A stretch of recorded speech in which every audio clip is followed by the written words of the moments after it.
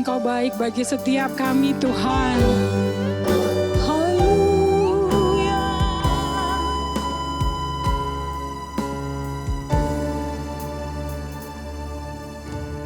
Ku hidup oleh anugerah-Mu, yang terbaik ku terima dari-Mu. Rancangan-Mu indah bagiku,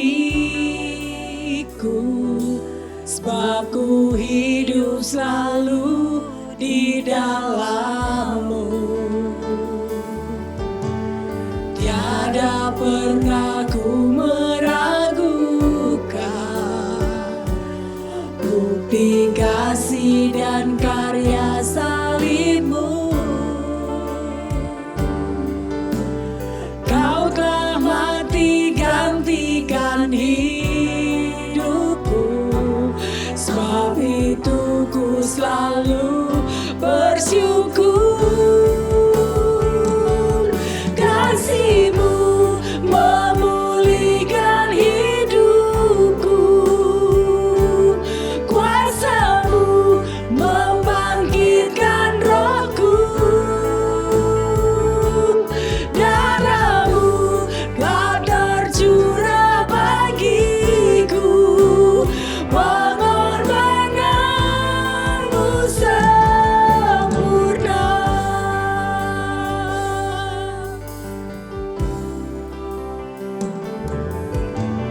Ku hidup oleh anugerah-Mu, yang terbaik ku terima dari-Mu. Rancangan-Mu indah bagiku, sebab ku hidup selalu di dalam-Mu. Tiada pernah ku meragukan bukti kasih dan karya salib-Mu.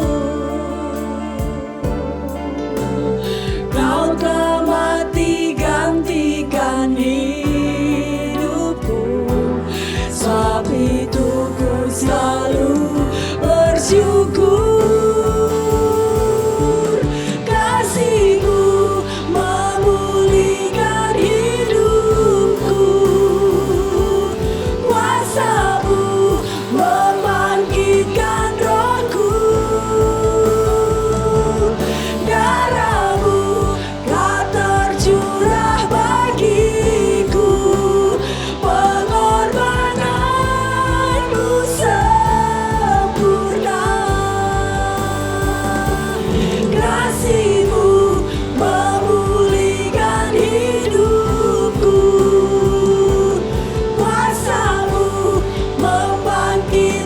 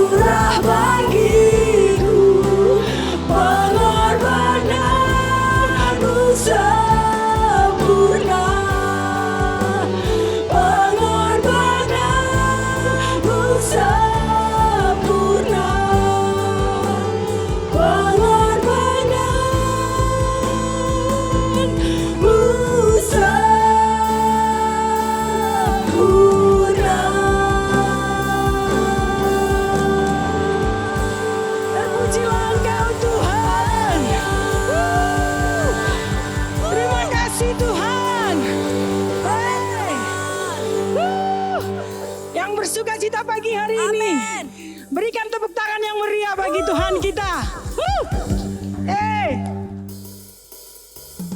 Pam, parararam, parararam, pararam, pararararam, parararam, parararam, pararam, pararararam. Mari umat yang bersuka cita.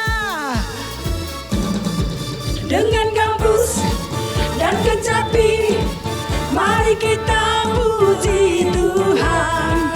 Bersoraklah, bernyanyilah, bersuka di hadapannya. Serukanlah nama Tuhan yang memberi kemenangan. Kalau Allah di pihak kita, siapa lawan kita? Dengan gambus dan kecapi, mari kita puji Tuhan. Bersoraklah, bernyanyilah, bersuka di hadapannya. Serukanlah nama Tuhan yang memberi kemenangan. Kalau Allah di pihak kita, siapa lawan kita? Terdengar suara Tuhan dari Sion, terdengar suara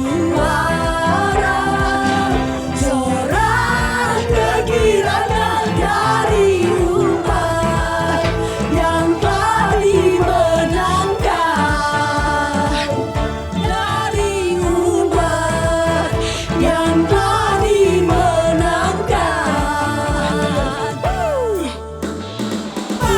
Parararam, parararam, pararam, pararararam, parararam, parararam, pararam, pararararam.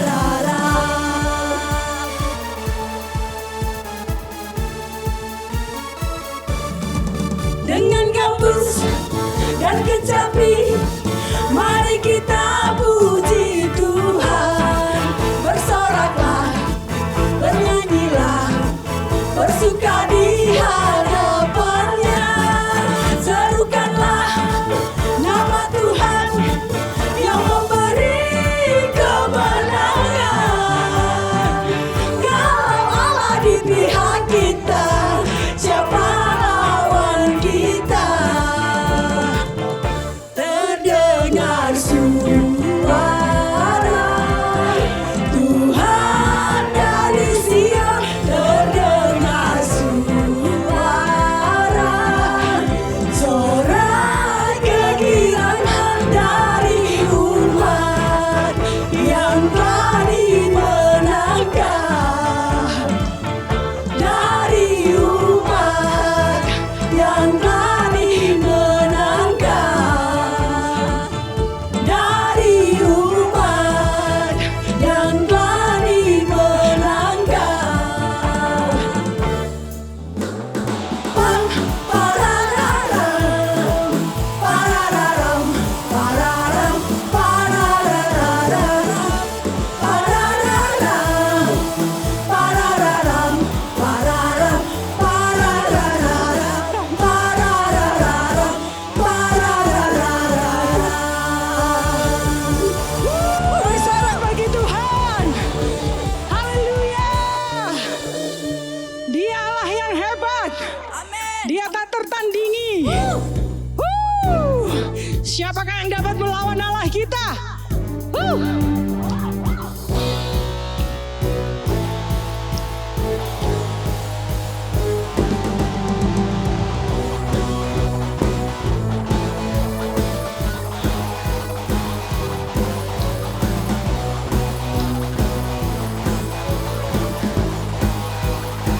Sama-sama katakan.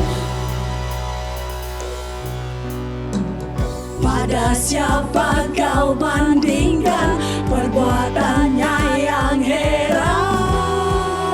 Katakan. Tak ada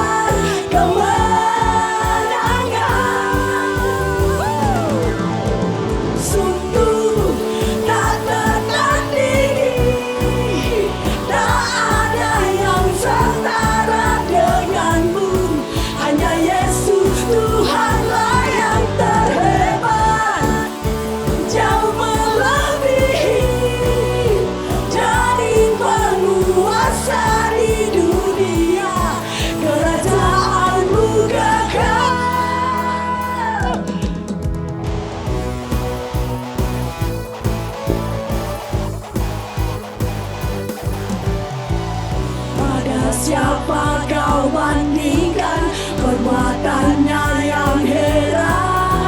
Katakan. Tak ada kerajaannya yang terbesar tak akan tergoyahkan. Semua musuh pun gemetar mendengar namamu Tuhan. Sorai kemenangan.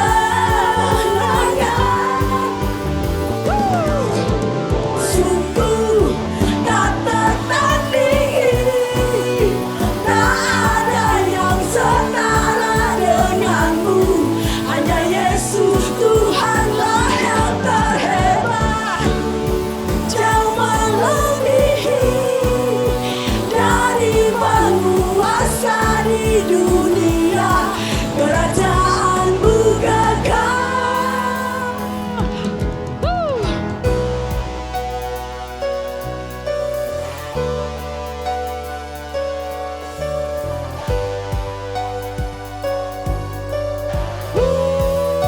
Mari melompat bagi Tuhan.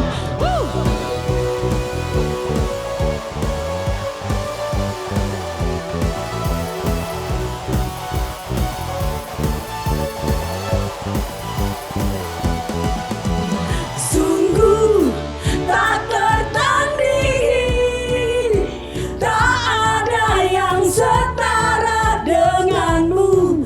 Hanya Yesus Tuhanlah yang terhebat, jauh melebihi dari penguasa di dunia. Kerajaanmu kekal. Sungguh tak tertandingi, tak ada yang setara denganmu. Hanya Yesus Tuhanlah yang terhebat, jauh melebihi dari penguasa di dunia. Kerajaanmu kekal. Hey, hey.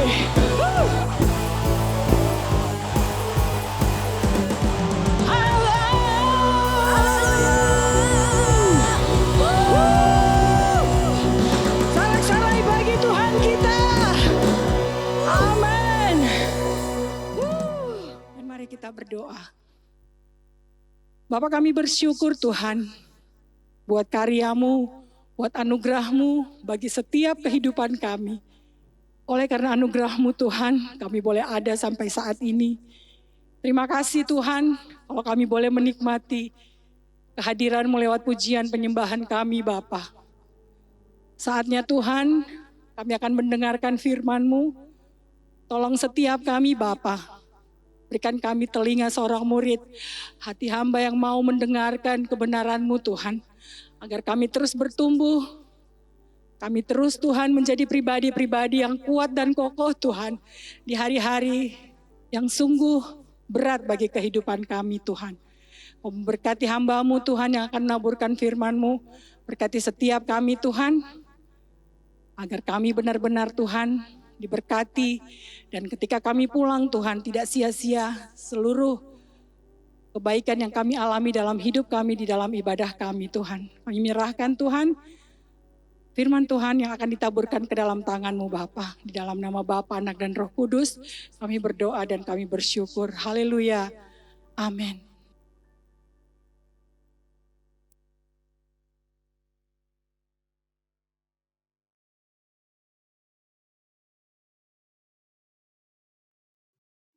Sebagaimana dengan kebanyakan orang, tentu saya juga memiliki kegemaran atau hobi. Berbagai hobi yang berkembang dan berubah sesuai dengan perubahan usia. Salah satu hobi saya ketika masih muda, maksud saya sekarang juga masih muda, tetapi ketika itu sedikit lebih muda dari sekarang, yaitu di masa saya masih duduk di bangku kuliah, saya suka mendaki gunung. Bagi saya mendaki gunung bukan sekadar kegiatan fisik, namun berbagai pelajaran penting bagi kehidupan ini dapat saya petik dari kegiatan tersebut. Salah satunya yaitu saya dapati bahwa tantangan terbesar dalam kehidupan bukanlah berada di luar diri kita, namun justru di dalam diri kita sendiri. Untuk menaklukkan sebuah gunung, yaitu dengan mencapai puncaknya, yang harus kita taklukkan bukan sekadar terjalnya tebing gunung yang harus kita daki, atau lebatnya hutan yang harus kita lewati, atau sukarnya medan perjalanan yang harus kita tempuh. Namun sikap hati kita, itulah yang harus kita taklukkan. Ya, sikap hati yang harus kita kuasai dan taklukkan. Sebab saya dapati bahwa di medan yang sebenarnya tidak terlalu berat pun, ada juga orang yang walaupun memiliki tubuh yang kekar, namun tidak mampu meneruskan perjalanan sampai ke puncak. Sedangkan ada teman-teman saya yang badannya lebih ringkih, yang melakukan perjalanan dan menempuh rute yang sama dengan mereka yang bertubuh tinggi besar tadi, berhasil mencapai tujuan, yaitu puncak gunung yang kami daki. Medan yang sama, rute yang sama, tantangan yang sama, yang berbadan tinggi besar gagal mencapai puncak. Sedangkan yang tubuhnya berukuran biasa-biasa saja justru berhasil mencapai tujuan. Mengapa demikian? Karena bisa jadi walaupun seseorang bertubuh tinggi besar, namun tekad di dalam dirinya lemah. Sehingga ketika menghadapi medan yang terjal, yang sebenarnya dapat ia atasi, tetapi karena tekad di dalam dirinya lemah, maka ia menyerah di tengah perjalanan. Sedangkan tidak jarang orang yang ukuran tubuhnya biasa-biasa saja, namun semangat juang dalam dirinya sekuat baja. Alhasil, dengan semangat yang teguh itu, ia terus berjuang. Selangkah demi selangkah ia bergerak maju dan akhirnya berhasil mencapai puncak yang ia tuju. Walaupun medan yang ia hadapi sebenarnya berat, namun ia tidak menyerah. Ia berkata kepada rekan-rekan seperjalanannya, "See you at the top." Sampai berjumpa di puncak. See you at the top. Itulah kalimat yang biasa diucapkan oleh para pendaki gunung untuk saling memberi semangat satu sama lain. See you at the top. Bukankah hal yang sama kita lihat dalam kehidupan ini? Para murid yang di kelas dipandang sebagai siswa yang pandai. Ketika ia sudah terjun di tengah masyarakat, ternyata keberhasilan yang ia raih biasa-biasa saja. Sedangkan teman-teman satu kelasnya yang dianggap sebagai murid yang berkepandaian rata-rata, justru ketika sudah berkarir, yang bersangkutan mampu meraih hasil yang luar biasa. Mengapa demikian? Karena untuk mencapai keberhasilan, di samping diperlukan IQ atau inteligensi yang tinggi, juga diperlukan EQ atau emotion alias semangat yang teguh.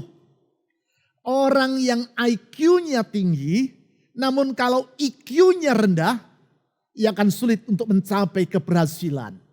EQ, emotional quotient, yang rendah, membuat dirinya mudah menyerah.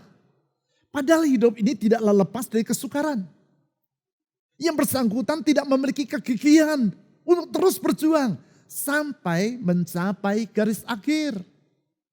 Sikap gigih dalam berjuang itulah yang Tuhan ingatkan kepada Yosua.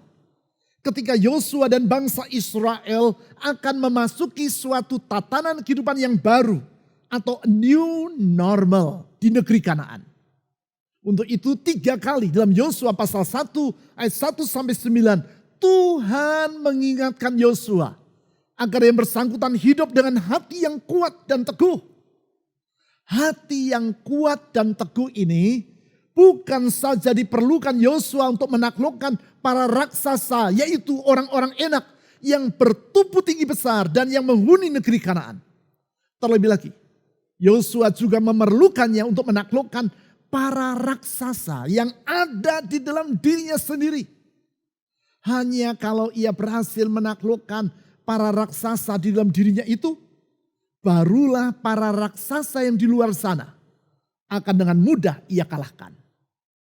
Memang di dalam era perubahan, era yang lazim disebut sebagai new normal ini, ada berbagai tantangan atau raksasa yang ada di dalam diri kita yang perlu kita taklukkan.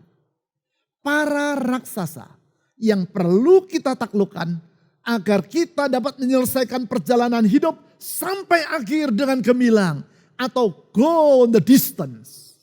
Menyelesaikan pertandingan sampai akhir. Para raksasa dalam diri kita yang perlu kita atasi dengan pertolongan Tuhan agar kita dapat menjalani kehidupan kita sampai akhir dalam kemenangan atau go the distance. Menyelesaikan pertandingan sampai tuntas. Para raksasa dalam pola pikir kita yang wajib kita kalahkan agar kita dapat melewati masa new normal ini di dalam keberhasilan atau go the distance.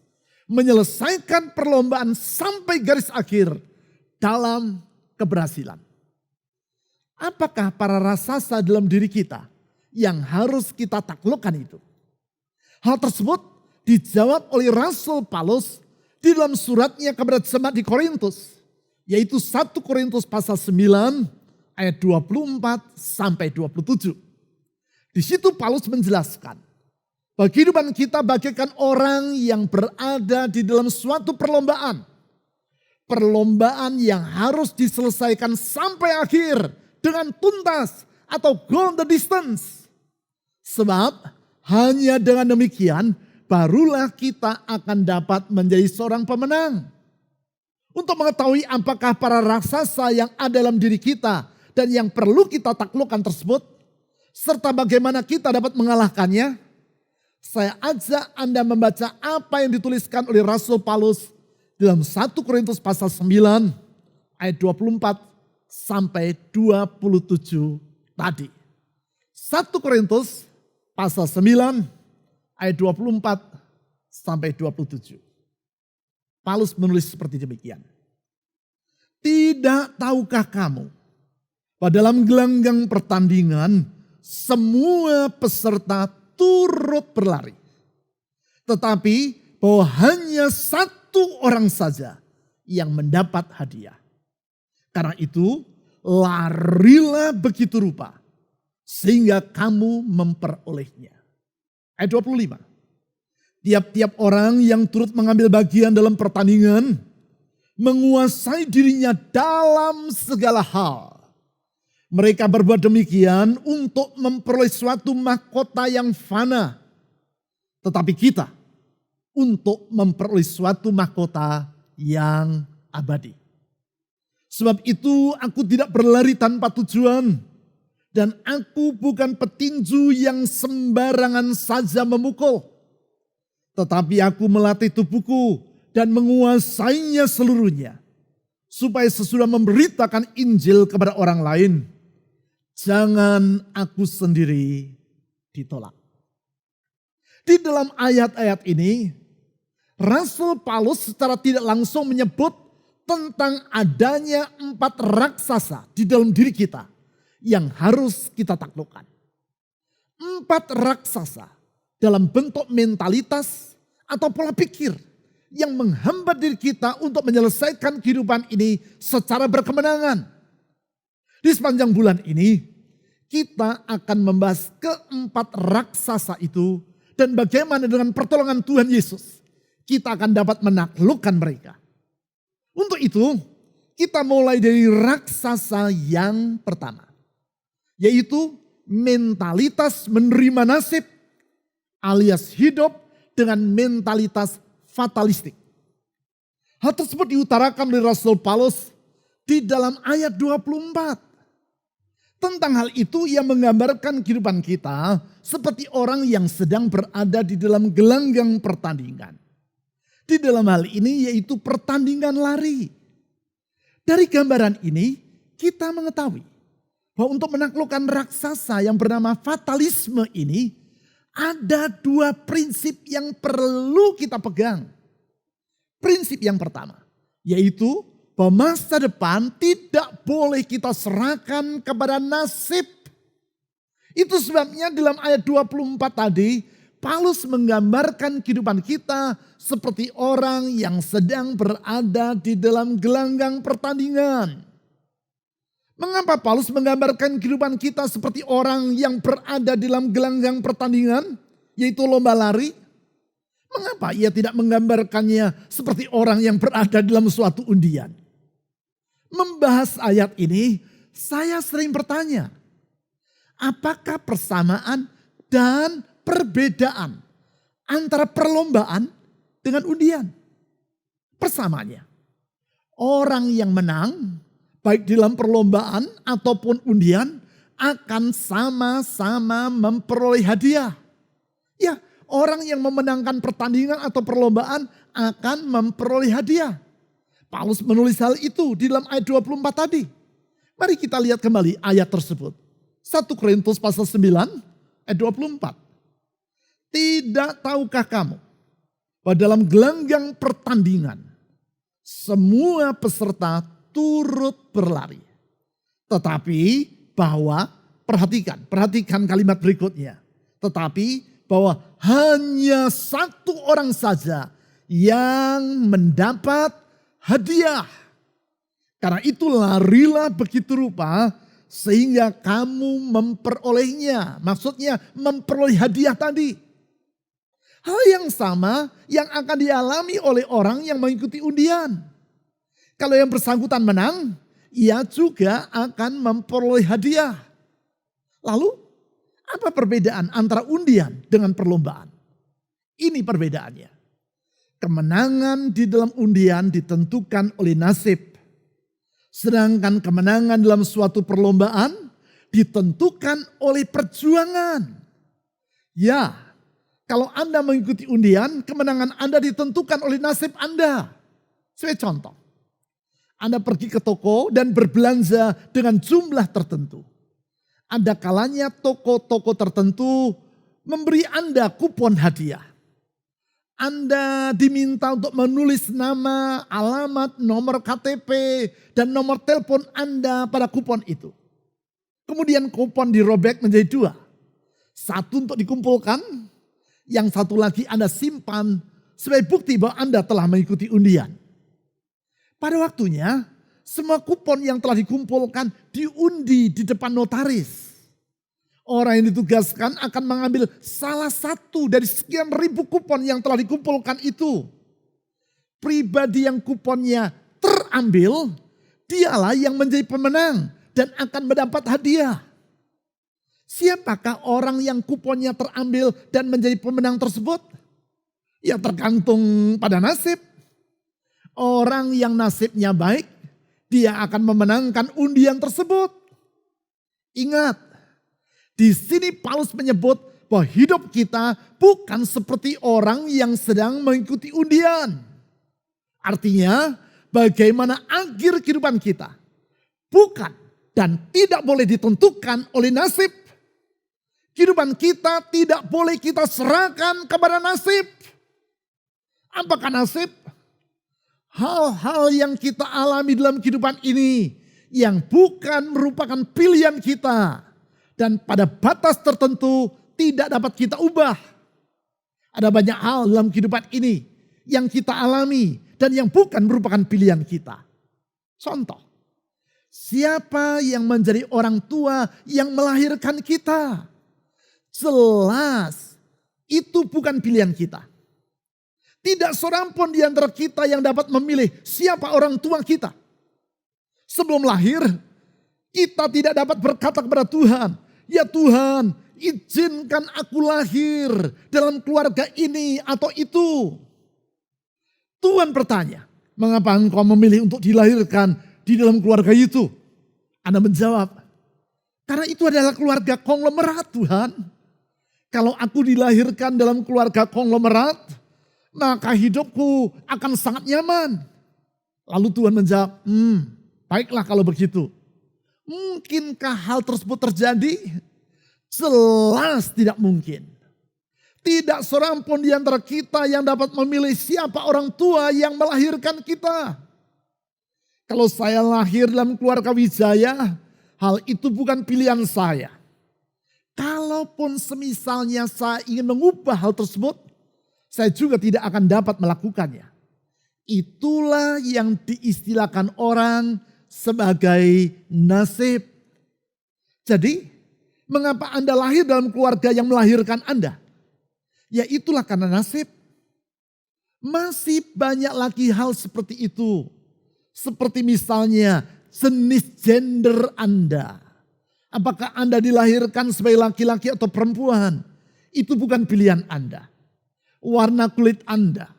Apakah Anda dilahirkan sebagai orang Asia yang berkulit sawo matang atau kuning? Atau dilahirkan sebagai orang Eropa yang berkulit putih? Atau dilahirkan sebagai orang Afrika yang berkulit hitam? Semua itu bukan pilihan Anda. Alias hal itu karena nasib Anda. Pertanyaannya, apakah semua itu harus menentukan masa depan Anda? Apakah siapa yang menjadi orang tua kita? Apakah jenis gender kita? Apakah warna kulit kita? Dan masih banyak hal lain yang disebut sebagai nasib itu harus menentukan masa depan kita. Mengingat apa yang dituliskan Rasul Paulus dalam 1 Korintus 9 ayat 24 tadi. Yaitu bahwa hidup ini bagaikan orang yang berada di dalam gelanggang pertandingan. Dan bukan seperti orang yang mengikuti undian. Maka berarti kehidupan kita sama sekali tidak boleh kita serahkan kepada nasib. Ya, nasib tidak boleh kita biarkan mengungkung dan membatasi kehidupan kita. Nasib tidak boleh memenjarakan kehidupan kita dan menentukan masa depan kita. Kalau demikian, apakah yang menentukan masa depan kita? Itulah prinsip yang kedua. Yaitu bahwa masa depan kita ditentukan oleh perjuangan. Sama seperti orang yang mengikuti perlombaan lari. Dan yang ditulis oleh Rasul Paulus tadi. Apakah yang bersangkutan akan menjadi seorang juara atau tidak? Sangat ditentukan oleh perjuangan dirinya. Karena itu di dalam 1 Korintus 9 ayat 24, Paulus berkata seperti berikut. Saya baca ulang. 1 Korintus 9 ayat 24. Tidak tahukah kamu bahwa dalam gelanggang pertandingan semua peserta turut berlari, tetapi bahwa hanya satu orang saja yang mendapat hadiah. Perhatikan kalimat berikutnya. Perhatikan. Dia katakan demikian lebih jauh. Karena itu, karena hanya satu orang yang mendapat hadiah, larilah begitu rupa. Saya ulang, larilah begitu rupa. Sehingga kamu memperolehnya. Larilah begitu rupa. Run in such way, kata bahasa Inggris. Apa maksudnya? Larilah dengan sekuat tenaga. Larilah dengan konsentrasi penuh. Larilah dengan sikap yang gigih. Ya, larilah dengan segenap perjuangan Anda. Ya, kemenangan dalam suatu perlombaan ditentukan oleh perjuangan. Perjuangan apa? Perjuangan untuk menaklukkan diri sendiri. Ini yang membedakan antara lomba lari dengan pertandingan yang lain. Seperti misalnya bulu tangkis. Dalam bulu tangkis, kita harus mengalahkan lawan kita dengan memukul kok atau bola bulu tangkis sedemikian rupa sehingga sulit untuk ditangkis oleh lawan kita. Kita pukul kok ke pojok-pojok arena, ke depan, ke belakang dengan pukulan yang kuat dan cepat. Supaya lawan kita sulit untuk mengejarnya. Dengan cara itu kita menaklukkan yang bersangkutan. Tetapi tidak demikian halnya dengan lomba lari. Yang harus kita taklukkan adalah diri kita sendiri. Hanya kalau kita berhasil menaklukkan diri kita sendiri, maka barulah kita dapat berlari dengan lebih cepat daripada lawan kita. Hanya dengan demikian, barulah kita dapat menjadi seorang pemenang dalam perlombaan tersebut. Banyak hal yang harus kita taklukkan dalam diri kita. Di antaranya yaitu perasaan terlalu cepat berpuas diri. Perasaan putus asa. Dan perasaan menyerah kepada nasib. Semua itu harus kita taklukkan dalam kehidupan kita. Kita taklukkan. Yaitu dengan berpegang kepada janji Tuhan. Kita terus berjuang secara gigih. Dengan demikian, sesulit apapun keadaan yang kita hadapi, kita dapat berkata satu sama lain, see you at the top. Sampai berjumpa di puncak. Ayo berjalan terus. Ayo berjuang terus. Jangan menyerah. Jangan cepat berpuas diri. Jangan menyerah kepada nasib. See you at the top. Sampai berjumpa di puncak. Sikap tidak sudi menyerah kepada nasib seperti itulah yang dapat kita lihat dalam diri Charles Dickens. Seorang sastrawan kelas dunia yang sangat terkenal. Yang bersangkutan dilahirkan hampir 200 tahun yang lampau di Inggris. Walaupun 200 tahun sudah berlalu, sampai saat ini karya-karyanya masih terus diterbitkan, diterjemahkan ke dalam berbagai bahasa dan dibaca orang. Saya hampir dapat memastikan, kalau Anda seorang penggemar karya sastra, pasti Anda pernah mendengar nama Charles Dickens. Atau mungkin malahan pernah membaca karya tulisnya. Seperti misalnya A Tale from Two Cities atau Kisah dari Dua Kota. Masa kecil Charles Dickens cukup sangat suram. Ia dilahirkan dalam lingkungan yang sangat sulit. Ayahnya John Dickens adalah seorang penjudi dan pemabuk. Suatu malam, John, ayah dari Charles, mengalami kekalahan di meja judi. Sehingga seluruh hartanya habis. Dalam satu malam itu ia jatuh bangkrut. Kekalahannya di meja judi sedemikian besarnya sehingga ia tidak mampu untuk membayarnya. Sebagai akibat, John Dickens dijebloskan ke dalam penjara. Keluarganya berantakan. Setiap orang dalam keluarga itu harus bekerja untuk menyambung hidup. Termasuk Charles Dickens yang pada saat itu masih berusia 12 tahun. Ia harus berhenti sekolah dan bekerja di kota London untuk meringankan beban dari keluarganya. Coba Anda bayangkan.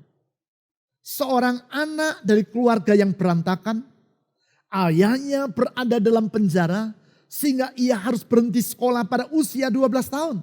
Drop out saat masih berusia 12 tahun artinya di kelas 5 sekolah dasar. Dan harus bekerja untuk menyambung hidup.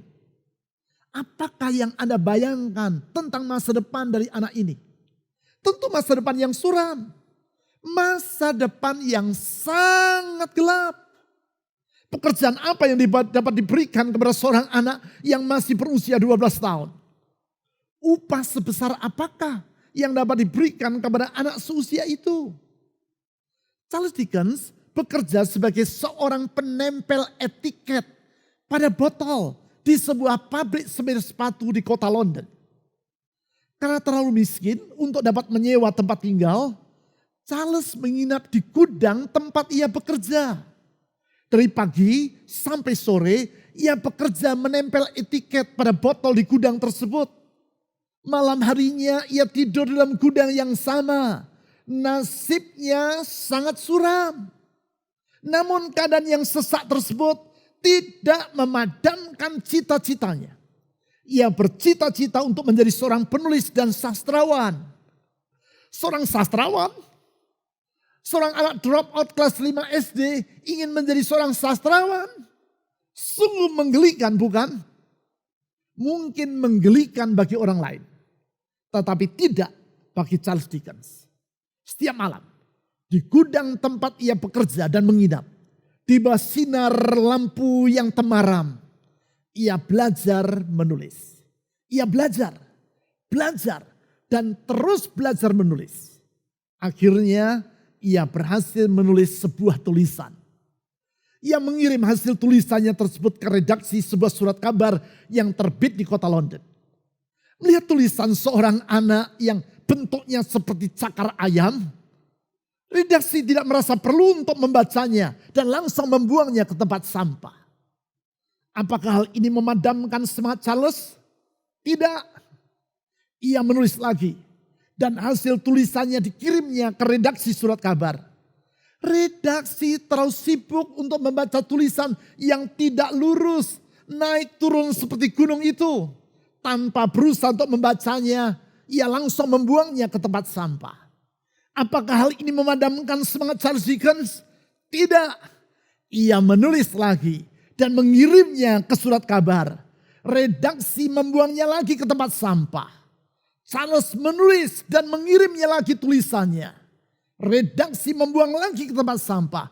Demikian terjadi berulang-ulang. Sampai redaksi surat kabar merasa kewalahan terhadap semangat pantang menyerah dalam diri Charles Dickens. Akhirnya ia membaca tulisan Charles Dickens. Dan memuatnya di surat kabarnya. Bukan pada halaman depan. Melainkan pada halaman paling dalam. Terselip di antara iklan-iklan. Hari itu, sepanjang malam, Charles Dickens tidak dapat tidur. Ia tidak dapat melepaskan surat kabar yang memuat hasil tulisannya itu dari tangannya. Sepanjang malam ia membaca ulang hasil tulisannya yang untuk pertama kalinya dimuat di surat kabar. Sementara ia membaca, air matanya jatuh bercucuran. Usahanya mulai menampakkan hasil. Perjuangannya tidak sia-sia. Akhirnya tulisannya dimuat di surat kabar. Ya, dari gudang yang remang-remang itu. Dari seorang anak putus sekolah di usia 12 tahun. Lahirlah seorang sastrawan dunia, Charles Dickens. Sikap tidak bersedia menyerah kepada nasib. Namun berjuang dengan gigih untuk mengoyak tabir nasib itulah yang perlu ada dalam diri kita dalam melewati masa new normal ini. Jelas tidak seorang pun di antara kita yang memilih untuk hidup di masa wabah seperti sekarang. Kita tidak dapat menghindari masa ini dan pada batas tertentu kita tidak dapat mengubahnya. Mengapa kita hidup di masa wabah ini? Mungkin orang akan berkata, ya sudah nasib kita. Namun, apakah berarti masa depan kita harus kita serahkan kepada situasi yang sulit ini? Tidak, jangan. Mari kita terus berjuang dengan iman. Percayalah bahwa Tuhan Yesus melalui kematiannya telah menghapuskan masa lalu kita. Dan melalui kebangkitannya, ia menjamin masa depan kita. Jangan menyerah. Jangan menyerah. Go the distance. See you at the top. Selesaikan pertandingan sampai akhir. Sampai berjumpa di puncak. Mari kita terus berjuang dengan bersandar pada janji dan kesetiaan Tuhan. Jangan menyerah kepada nasib. Tuhan Yesus telah membentangkan masa depan yang indah bagi kita. Mari berjuang dalam iman. Go the distance. See you at the top. Selesaikan pertandingan sampai akhir. Sampai berjumpa di puncak. Tuhan Yesus yang setia telah menjamin masa depan kita. Go the distance, see you at the top. Mari kita berdoa. Tuhan Yesus, Engkau setia. Di dalam anugerah-Mu, melalui pengorbananmu sampai mati di kayu salib, Engkau telah menghapuskan masa lampau kami. Dan dalam kuasa kebangkitan-Mu, Engkau menjamin masa depan yang indah bagi kami. Dalam kesadaran itu, kami tidak mau menyerah kepada nasib. Dalam kesadaran itu, kami tidak mau menyerah kepada kesulitan apapun yang ada di depan kami. Kami percaya kesetiaan-Mu tidak pernah berubah untuk selama-lamanya. Engkau menuntun dan menyertai kami melewati hari-hari yang ada di hadapan kami. Dan kami percaya bersama dengan Engkau ya Tuhan Yesus, kami akan melewati semua hari di depan kami dalam kemenangan, di dalam pertolongan-Mu, di dalam berkat-Mu. Oleh karena itu saya berdoa Tuhan Yesus, untuk semua orang yang sedang mendengarkan uraian firman Tuhan ini, dimanapun mereka berada, apapun kesulitan yang mereka sedang hadapi, apapun harapan dan kerinduan dalam hati mereka, saya berdoa Tuhan Yesus, genapi janji-Mu. Genapi janjimu dalam hidup mereka. Genapi janjimu untuk masa depan mereka. Tuhan Yesus, saya menyerahkan kehidupan mereka masing-masing dalam tangan-Mu. Ulurkan tangan-Mu yang meneduhkan badai. Tangan-Mu yang membangkitkan orang yang lumpuh.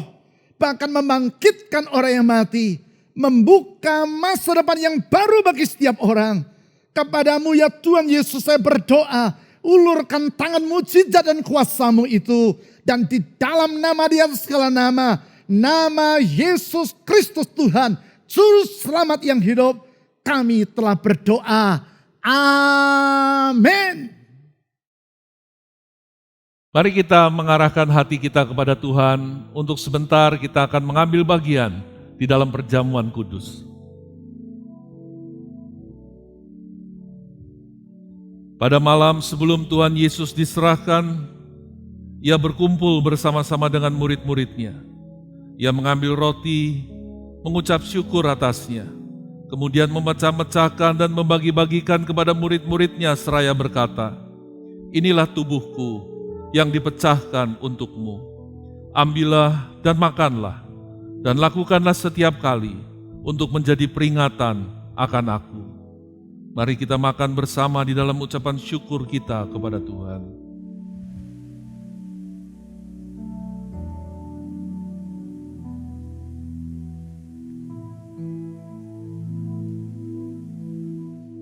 Demikian juga sesudah makan ia mengambil cawan dan mengatakan, "Inilah cawan perjanjian yang baru yang dimeteraikan oleh darahku. Ambillah dan minumlah, dan lakukanlah setiap kali untuk menjadi peringatan akan aku." Mari kita minum bersama di dalam ucapan syukur kita kepada Tuhan.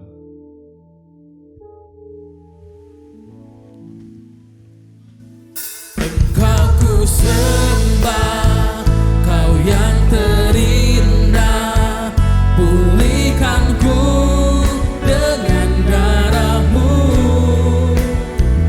Engkau ku sembah, Bapa mulia, seumur hidupku.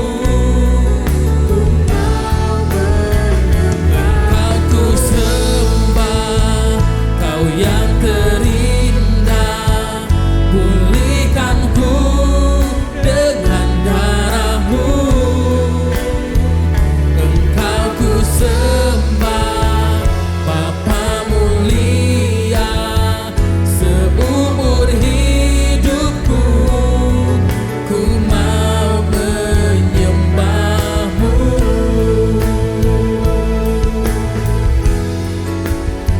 Seumur hidupku, ku mau menyembah-Mu.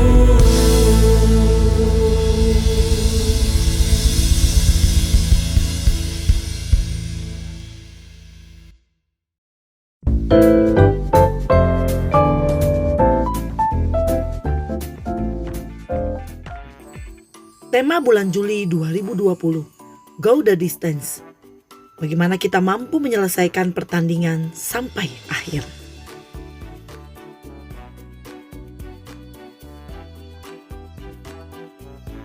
Kesan sudah bisa dilaksanakan seperti biasa.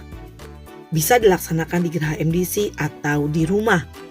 Namun pastikan tidak bermasalah dengan masyarakat setempat, juga tetap memperhatikan protokol kesehatan.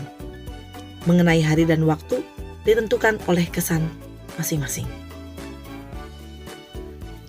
Adapun beberapa hal yang harus kita lakukan dalam ibadah. Menggunakan masker, mencuci tangan sebelum masuk ruang ibadah, cek suhu tubuh, untuk sementara tidak berjabat tangan, duduk sesuai jarak, tidak membawa anak kecil.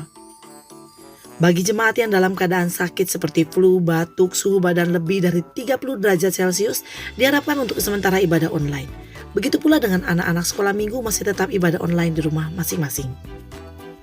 Doa puasa untuk MDC Sorong seperti biasa hari Jumat di Geraha MDC jam 6 sore. Dan untuk MDC Ambon untuk sementara masih doa di rumah. Setiap hari Sabtu jam 5 sore. Diharapkan semua jemaat untuk ikut berpuasa di hari tersebut. Masih dibuka pendaftaran PAUD MDC. Bagi saudara yang mempunyai anak usia 4-6 tahun, segera daftarkan anak saudara di PAUD MDC. Untuk mendaftar, saudara dapat menghubungi Bunda Sani atau Bunda Puri.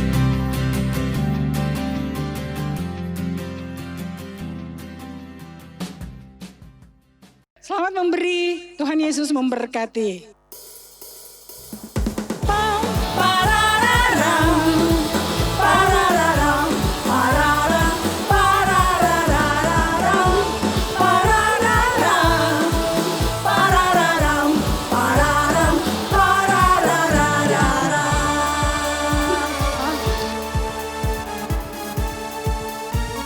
Katakan, Dengan kampus dan kecapi, mari kita puji Tuhan. Bersoraklah, bernyanyilah, bersuka di hadapannya. Serukanlah nama Tuhan yang memberi kemenangan. Kalau Allah di pihak kita, siapa lawan kita? Terdengar suara Tuhan dari Sion, terdengar suara sorak kegirangan dari umat yang telah dimenangkan, dari umat yang telah dimenangkan, dari umat yang telah dimenangkan. Pam, parararam, parararam, pararam, parararam, parararam, parararam, pararam, parararam, parararam, parararam. Haleluya. Berikan sorak-sorai bagi Tuhan kita. Amin Tuhan. Bapak, Ibu, dan Saudara yang dikasihi oleh Tuhan kita Yesus Kristus, saya mengundang kita bangkit berdiri dan kita akan menutup ibadah kita pada pagi hari ini. Kita berdoa. Kami bersyukur ya Bapa buat perjumpaan dengan Engkau pada pagi hari ini. Kami boleh memuji, memuliakan Engkau. Kami boleh menyembah Engkau di dalam roh dan kebenaran. Tentunya kami menikmati pertemuan yang indah ini Tuhan. Bukan karena gagah dan kuat kami, tapi karena Roh Allah mengurapi hidup kami. Sehingga kami Tuhan boleh menaikkan penyembahan kami yang terbaik bagimu ya Bapa. Terima kasih Tuhan Yesus. Kalau kami juga sudah mendengarkan kebenaran firman-Mu yang menuntun kehidupan kami, yang meneguhkan iman kami Tuhan untuk menjalani seluruh kehidupan di dalam setiap apapun yang kami lakukan dalam hidup kami, di dalam keluarga kami, di dalam pekerjaan kami, di dalam usaha kami. Terima kasih buat firman-Mu ya Bapa. Kalau saat ini juga Tuhan, kami mengambil bagian dalam perjamuan kudus-Mu ya Bapa. Biarlah apa yang kami makan dan kami minum di dalam perjamuan kudus ini Tuhan, kami menunggal bersama dengan Engkau ya Bapa, untuk kami mengorbankan hidup kami, untuk melakukan yang terbaik bagimu ya Bapa di dalam hidup kami. Terima kasih Tuhan Yesus, kalau kami boleh Tuhan mengambil bagian perjamuan kudus-Mu.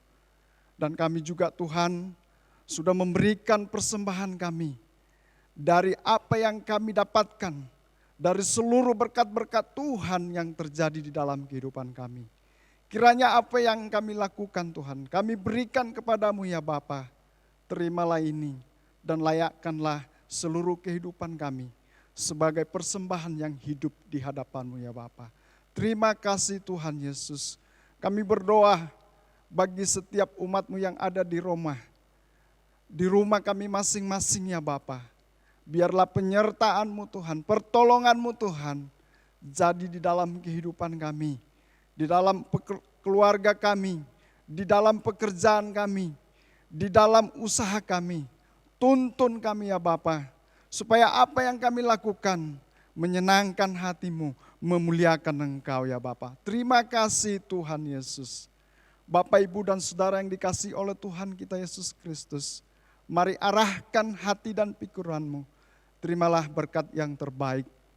Damai sejahtera Allah, kasih dari Tuhan Yesus Kristus, pertolongan dari Roh Kudus menyertai kita kekal sampai selama-lamanya. Amin. Tuhan Yesus memberkati kita.